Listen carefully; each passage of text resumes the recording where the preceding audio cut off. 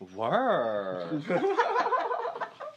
All right, we're here with an immediate episode. We couldn't wait, could we? We had to do one today. And it's the Lippy&Racey Show. I'm Ace DeVille. And I'm DJ Lip Gloss. Today, we, of course, are going to talk about the Supreme Court of the United States ruling that marriage equality is legal and, certain in every single 50 of the states. That's our main topic. We're going to talk about the transgendered woman interrupting the president. Oh my gosh, yeah, she had a lot of nerve. We're also going to talk about Donald Trump running for president and the way he really put his foot in his mouth at that press conference with the racist remarks that he made about immigrants. I want to talk a little bit about Patti LaBelle and Aretha Franklin. Girl, you made that comment, and I'm interested to hear that story. And then Taylor Swift, she swung and took a bite out of Apple, so we're going to play that as well. And then finally, it's so funny to me.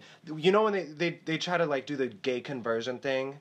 And have you ever seen that video of that boy who said, he got delivered? I'm not gay no more. Oh my God, I saw it today for the first time, so I'm going to play that too. So it's our podcast, and we're going to have a couple of guests, and it's Lippy&Racey. Yeah, okay, so today we have two guests of mine. Yes. One, we are sitting in the boudoir. It's lovely. Yep, is Miss Pollyanna Highgloss. There she which is my boyfriend, Ben. And the other is Alex. And Alex and Who's my boyfriend, Ben. Yeah. And Alex and I used to do construction together. Believe it or not, we built houses. And then what was this about? What was this about texting your husband? I used to mess with Alex. Roger would text my husband dirty little texts. Just like to mess what? with him. What do you mean dirty little texts? One time I came to see Roger. That's private information. Tell me, I want to know. I came to see Roger one time. We were hanging out at Spiral, and I told him that Jeff was at home with the girls, and he had been there with them all day. So he sent Jeff a text and, told him, let me come over there and help relieve you after having a long day. Wow. With the kids. Put my business out there. You're so stressed. Now, I want to remind everybody that I was single at this time, and I was being funny. Sure. I was not trying to take this woman's husband because I was doing it in front of her face. And he's a good sport about it. He's a very good sport. He's really funny. I'm sure. Well, it sounds like you all have quite a relationship, so now we're all acquainted with each other, so closely and well acquainted with each other, we can talk now. Because the reason I wanted to have this podcast is because the Supreme Court ruled that in all 50 states, gay marriage is legal and recognized, and everybody has to recognize it, and no state can say, no, we don't see you no more. So we have to give a round of applause and everything. That is so wonderful, and we're so proud of the Supreme Court for doing that, and yeah, it's fabulous. And it was 4 out of 5 of the judiciaries or what have you that said yes and agreed. But the one, did you guys know that the one, she was like, this is so, preposterous. She didn't say preposterous. What did she say? What's that thing when you're, pretending? Pretentious and egotistical is what she was saying. And I think it had more to do with the wording of the way that everything went down. And she was like, you guys, come on. The other one said that it is a day to celebrate. That it's time to celebrate. That is the beauty of America, though, is that everybody's entitled to their own opinion, and she can think that it's the most horrible thing in the world, and that's fine. Right, but the 4 out of 5 said today is a day to celebrate the fact that marriage is an undeniable right for everybody. And this is an awesome day because so much money is going to get put out into the economy. People are going to be spending. They're going to want to go get married. They're going to want to plan weddings. So that's great. Oh my God! I already know my new reality show. I'm gonna be like the gay divorce court. It's gonna go down that way. DJ Lip Gloss, you're gonna be the bailiff, and we'll have. I don't want to be the bailiff. You're gonna be the. What are you gonna be? The DJ? No, I'm gonna be the DJ. I'm gonna be the co-judge. The co-judge. Yeah. Okay. There's 2 judges in this courtroom. There's and we're allowed judges. to argue. She's gonna be the stenographer. I'll be the bailiff. And you'll be the bailiff. Okay. Yeah. Okay. So. But it does make me wonder, what is the government distracting us from? And for all of a sudden, I don't want to rain on the parade. For all of a sudden, for them to rule that gay marriage is legal, what are they distracting us from? So well, just why not? Ponder on that. Think about that. No, that's bullshit. Because there's been so much bad for so long that it's not like they're hiding it. it's about damn time. They don't ever put laws like this into place unless there is something else going on in the world that they're trying to distract us from. I never really thought about that like that either. I mean, I because just they want I'm everybody trying in to America bask to in the focus on this moment. one issue. And I mean, that's wanna great. bask in the Let's bask moment. in the moment. Let's all go get married. Wonderful. Maybe I'll get a ring put on it. I'm not trying to marry nobody at this time, but I know there are people who do want to get married, and good for them. Great. Okay, so now what about this lady who interrupted the president? You were saying? Okay, so yeah, there was a transgendered woman who interrupted the president. Like just the other day, like a couple of days ago, he was having a big press conference, right? Right. Yes, it was a State of the Union speech. There was a transgendered woman in the audience that was using a tactic to distract the media from what was going on with the president and letting them know that there was like another issue that was going on that wouldn't otherwise be covered by the press. So she planted herself there and interrupted him purposely. Right, which, I mean, honestly, that's the fucking president, though. Like, you don't interrupt the president because you just don't. That's a thing of respect. Honestly, she did get, attention, and what she said was, I'm a transgendered woman, and I can't celebrate here and pretend that, you're so great for gay marriage, and I'm paraphrasing a little bit, and great for gay people. If you really cared, what about the fact that, there's these, non-documented and basically immigrants who are detained and are being subjected to... She didn't elaborate on all this. Obviously, I did my research. So, Polly, you're right. She did have her point, and she did make me go do my research. And yes, in a sense, there's validity to what she is saying. However, it was so disrespectful, and you just don't do that. That's the leader of this country, and you don't interrupt him. If you have something so pressing, you may write a letter, you may, get a petition, you may get, whatever you need to get. But don't sit here and interrupt the State of the Union address. That's not your place. Petitions don't...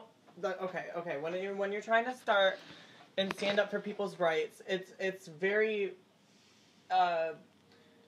it's very stupid to follow social graces at that point because your voice isn't usually heard when it's addressed in such a way. When, in this country, as of late, peaceful protest has definitely been, like, brutally attacked by the police in, like, military fashion for no reason. So, for her to even try as one person or even as a group of people, even though we just passed marriage, it was like... This happened a couple days prior to that. So, and I'm not saying that the Supreme Court's ruling on gay marriage had anything to do with like an apology or to cover this up because it's completely separate group completely of people. Separate. But at the same time, I don't think that she would have been able to have as much of a way to speak to the president directly that would have been heard by the public. Right. Obviously, she went in there. She went in there with a game plan. If she had written a letter, it would have been even if the president had addressed it, all it would be her personally spreading word of mouth, and she wanted to get the issue out on a much wider scale, and I applaud her for that. I don't see any problem with that. She, in my eyes, is a revolutionary. I can't say that there's no problem with that because she did interrupt the president, and you just don't do that. I mean, the validity of your point is slightly taken away because you had to do it in such an unclassy manner. I agree with you that you don't interrupt the president, but I do think... I don't think that she said it in the most eloquent way. I think that she could have said it in a better way, and he could have addressed it in a better way. What do you think, Alex? Well. I just want to say that hearing about how she approached the situation and hearing how he responded to the situation. That was another thing. I want to say so that tell us about the response. Yeah, I feel like they were both wrong because his response was not a very adult response. What he said was, don't interrupt me in my house. Right. He took a more rude approach. As I understand, I mean, his pride was probably hurt being put on the spot like that. And people are always making a mockery of him behind his back and to his face. So yet again, here we go, having to be talked to like this, and you're the president. So I understand that. But I feel that that's the point where you do need to step up and you need to be the bigger man. And you should have said, you know what, you're right. We don't talk about these things. I will give you that time, but right now, at this very moment, is not that time. Yeah, I can hear you on that. I feel like he looked kind of Donald Trump-ish in the sense. Just being the way he dick. took care of it. I was going to say, he could have taken care of it and been the bigger person in that respect. But she could have spoken, like I said, more eloquently. She definitely could have gotten her point across. In her defense, he would have not given her the time and place to say what she had to say. And in his defense, he's the president. And it's the State of the fucking Union, and he's practiced that, and that's such a formal event that it's just not, you don't do that. So, we're going to move along to, you brought up Donald Trump. So there's Donald Trump, and I'm actually just going to play a clip. He's running for president, and this is kind of part of what he said in his press release, like to announce that he's actually going to be running for president. He's running for president, Donald Trump. People, they're not sending their best. They're not sending you. They're not sending you. They're not sending you. They're sending people that have lots of problems. Lots of problems. And they're bringing those problems with us. Like a slime bag they're is how he's drugs, acting. They're bringing crime. They're rapists. And some, I assume, are good people. The U.S. in the same breath, has become a dumping ground for everybody else's problems. Wow. Okay. So my thoughts on this situation is where Donald Trump went wrong is Mexico is not sending these people. Yeah. These people are coming to survive because of what's going on in Mexico, because they have the potential to be killed. They have an extremely militant government down there. Yes. Okay. Right, they're trying to escape for some kind of freedom, some kind of better life to be had. So for Donald Trump to say that Mexico is dumping them on us, it is not. We are taking them because there's nowhere else for them to go. Okay. And then, so that was an incorrect statement on his part. No. I mean, the more of the problem, besides of him saying Mexico is sending people, like it's some kind of Red Rover situation, the thing that he's saying is that all of them are these terrible people with a ton of problems, and they're bringing drugs and crime, and the rapists. Well, I'm assuming some of them are okay. What? Right. How can you say that? What he said was wrong, and the way that he said it was wrong. It was all bad. The point that he was trying to make is the people that are coming over are not all the greatest people. Like, some of them do have problems, and he said it to the extreme, and what he said was incorrect. But I feel like the point he was trying to make is that they're not sending the cream of the crop. You're not screening the people that are coming through. No, you don't. There's no screening process. So you can't also generalize. Even the way he said, I'm assuming that they're rapists. I'm assuming that they're okay. Well, I'm assuming that you've never really met any of these families who have migrated. Because, even up here in Michigan, I've met people who have. And you can't generalize that way at all. As gay people, we get generalized, so that really ticks me off that he would generalize somebody at all. We have bad people here in the States, too. Absolutely. We have rapists. We have criminals, and we have drug dealers and drug addicts here in the States already. So to generalize one specific culture is not... That's where he was wrong. To say that about all Mexicans and Latinos is wrong, because that is every culture. That is everywhere you go. There are bad people and there are good people. Right, and honestly, there are Latinos everywhere. Right. Like me and Alexis. Absolutely. and there's nothing wrong with that. So you can't generalize and say, you just can't say that. My thing, what do you think? I think there's people out there that are going to think a lot wrong with us, but you know what? We're the fucking nannies. We're the house cleaners. We're the nurses. We're the doctors. We're coming in. We're working in the restaurants. And then you wonder why your kids are running around speaking Spanish. No, me and you were having a private, separate conversation earlier. And you were saying that you were offended because your grandparents came over here illegally originally. And they were very, very hard workers. And a lot of families have. Yeah. I know a lot of families who have. And that's what offended you so much, is they came over here and they worked for nothing, basically. And let me let you tell it, because it's your story. My grandma came over. My grandma came here with her mother, her father, and all of her siblings. And my grandma cleaned houses all her life. Her mother cleaned houses until she got, too old and then passed away. And my great-grandfather used to be a limo driver. Did you say doing a lot of didn't you say they worked in some fields and stuff, too?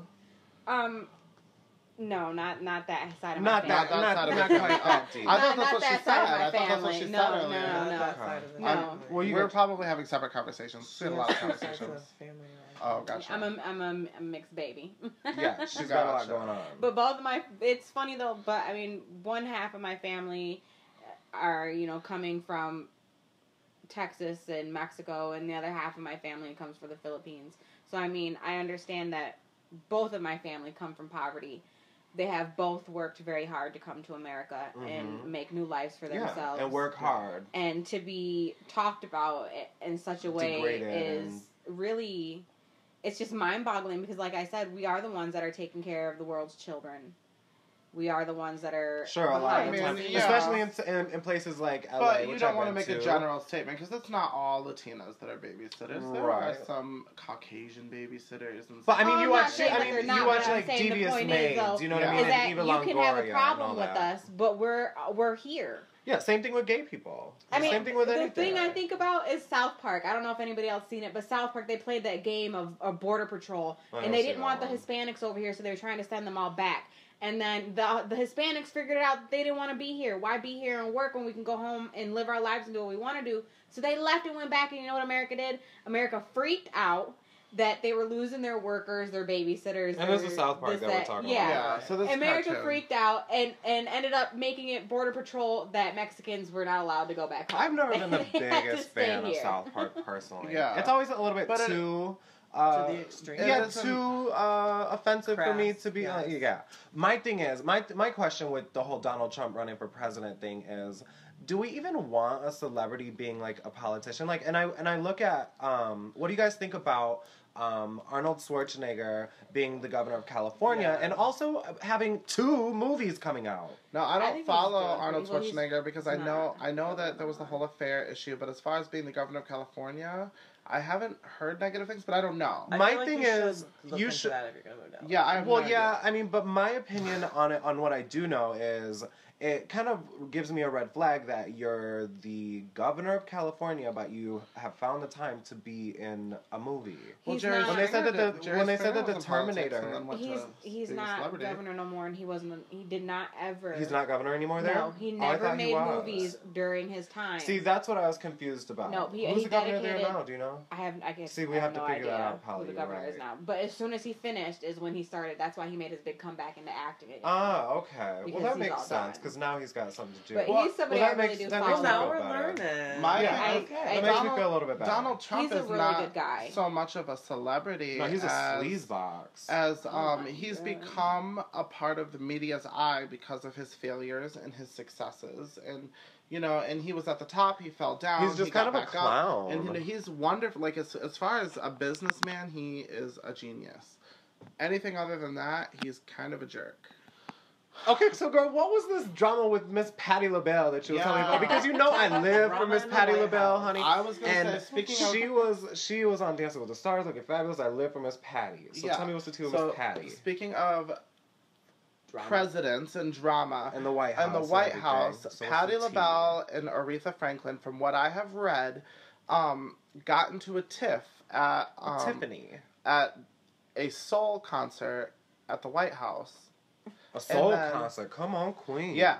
Patti LaBelle and Aretha Franklin fighting each other. They must have been drunk. They got into a little some good champagne, bitch. And then they were at another concert for the soul tour. And what the article said was that Patti LaBelle extended a hand to Aretha Franklin when she was going on stage to perform, like as kind of like a peace offering. And Aretha snubbed her, rolled her eyes, ignored her. So Patti put her hand up, and Aretha walked past it? Yeah, she put her hand out, yeah. And Aretha looked at her, rolled her eyes, snubbed her, and walked onto stage. So it pissed Patti off a little bit. So then they were at another event. And Same day? No. Different day? Different day. And Patti extended a hand again. Okay. And Aretha, I guess, was rude to her. So Patti ripped off her wig and took out her earrings.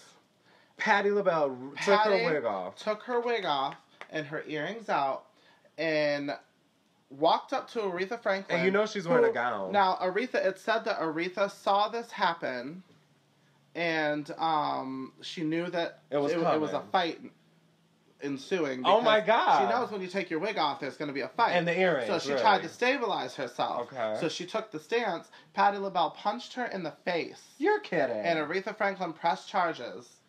I have not seen this nowhere in the news, Queen. Patti LaBelle punched her in the face. Wow. And I think that is the funniest thing. That's crazy. Girl, you better eat a Snickers. I mean, what's that? You're being a diva. You're not yourself when you're hungry. That's funny. You're silly. But can you imagine just being there to watch Patti LaBelle get so angry that she rips her wig off? I think, what site did you read this on? I'm not buying it. No, I'm calling bullshit on your source. No, it was, I'm calling bullshit I think it was something like Nerd News or something like that. It was The Onion or something. No, it wasn't The Onion, because I don't read anything from The Onion. It was something like Nerd News. Yeah. Which is something we're having a nerd alert right now. And it's not who knows, maybe it was like an older article and she punched her in the face 5 years ago. But I think it's hilarious. I don't think it ever happened. It did. I really don't think it ever happened. She was talking about how she just pressed charges. I am not buying it. I'm just saying that. Well, I'm not look it up right now. Somebody else has a phone in this room. Let's look it up. I'm not buying it. Well, okay, Alex, you look that up.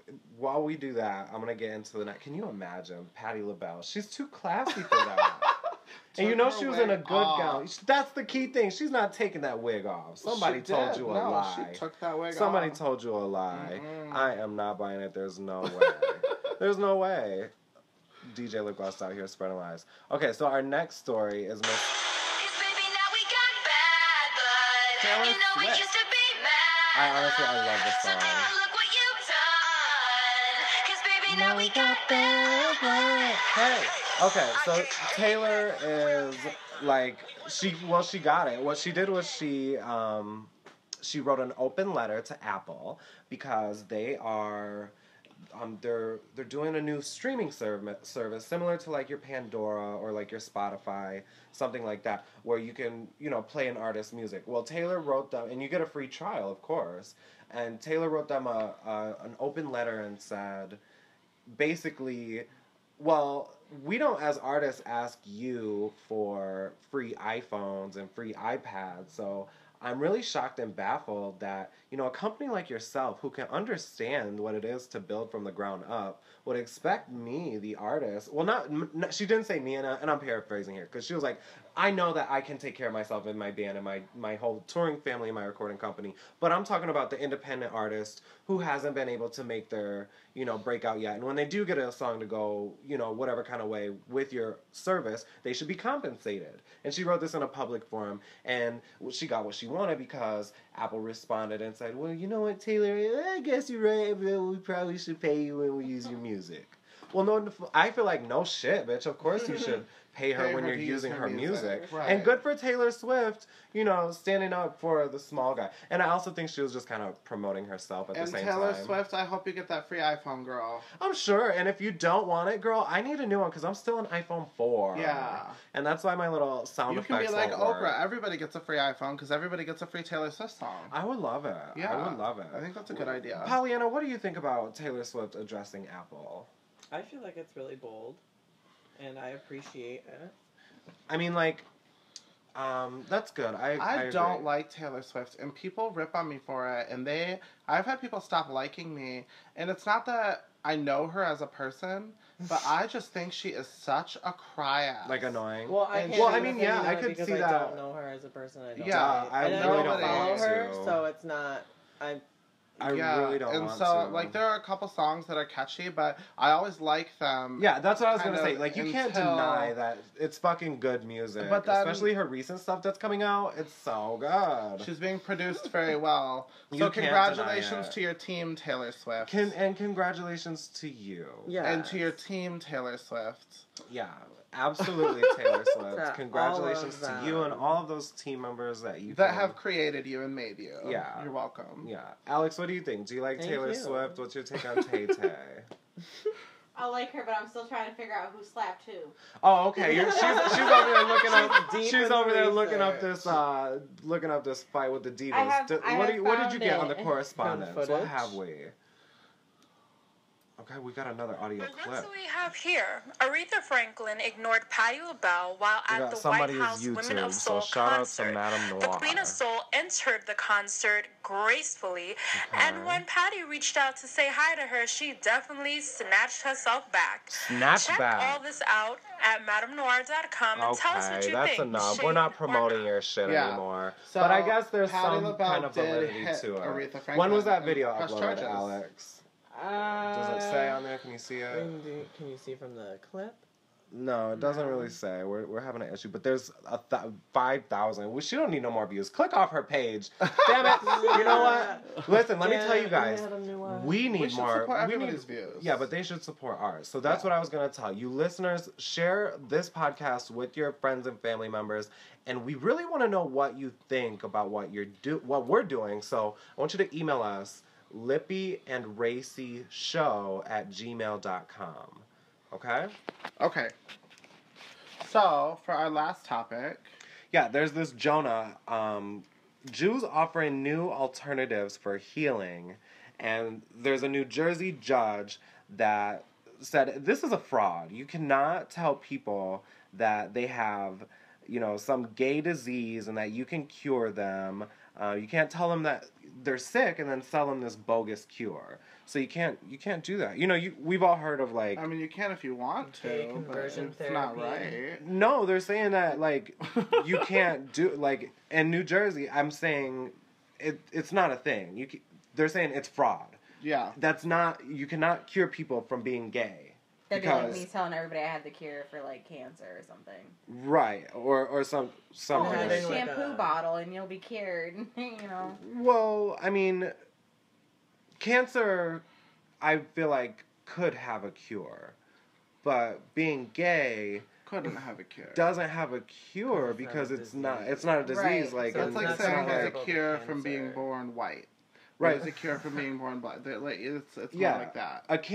Cancer has a negative. Obviously, it's not something that you want. It's something that you want to get rid of. Well, no, what I meant by that is that either way, I don't have the cure. Right. I'm obviously lying, and he's obviously lying because you can't cure gay. But the sad thing is a lot of those people probably did think they had the cure. Well, a lot of it is psychological. There's a very ignorant mentality when it comes to the way that we think and the way that we feel, and that we don't have the same mental capacity as other human beings. Okay, so yeah, let's play the video of this guy who got delivered at church. It is hilarious to me. And this is an older video, guys, so you may have seen it. Come here for? What did you come down here for? Tell me. To get delivered more. To get delivered more. Do you believe that the Lord tonight has set you free? Yes, sir. Turn around and tell those people. Tell them what? Tell them. I'm not gay no more. The bishop didn't see that coming. And he snapped the microphone. No more. I said I like women. Women. I said women. I'm not gay. I would not date a man. I would not carry a purse. I would not put on makeup. I will love a woman. Well, that this man was later arrested for soliciting a male prostitute. Yeah, and he said that he's still not delivered, but he wishes he would be. He really felt that way that day, though. That day, yeah, he was convinced. Well, he was preaching up there, honey. He wanted to have him a service. And it was funny to me, especially because he kept saying men's. I would not date men's. Men is already plural. You don't need to put an S on it. Women's. He's going to date women. He was dating. He's not going to tear a purse apart no more. Looking for men. You know, because you know they in there. Not going to wear makeup no more. It was hilarious to me, honey. I bet he has makeup on right now. I'm sure she does, honey, and pumps, honey, and she's tearing a purse apart. You know she is. She is tearing that purse open. Surprise! She tore it loose. Okay. Right. So, I was thinking it would be really fun to play the word association game. Impeach. I got nothing. You got nothing? Okay. When you hear the word president, what's the first thing you think of? Mayor. Okay, that's fine. Mayor of Smartville. No, you could deliver a word. I can deliver a word. Okay, my deliver a word will be beauty. And the beast. Queen. And now you deliver a word. Queen. Oh, you want me to deliver a word? Flower. Vagina. I was gonna Quite say accurate. pretty. Pretty vagina. Pretty. Now you deliver a word, Alex. You can do Oh my this. god. Ben. Vagina. I'm just kidding. I would say Bendova. That's a good one. All right, well, I think that was sufficiently awkward. We do thank you guys for listening. And we'll talk to you later. Bye.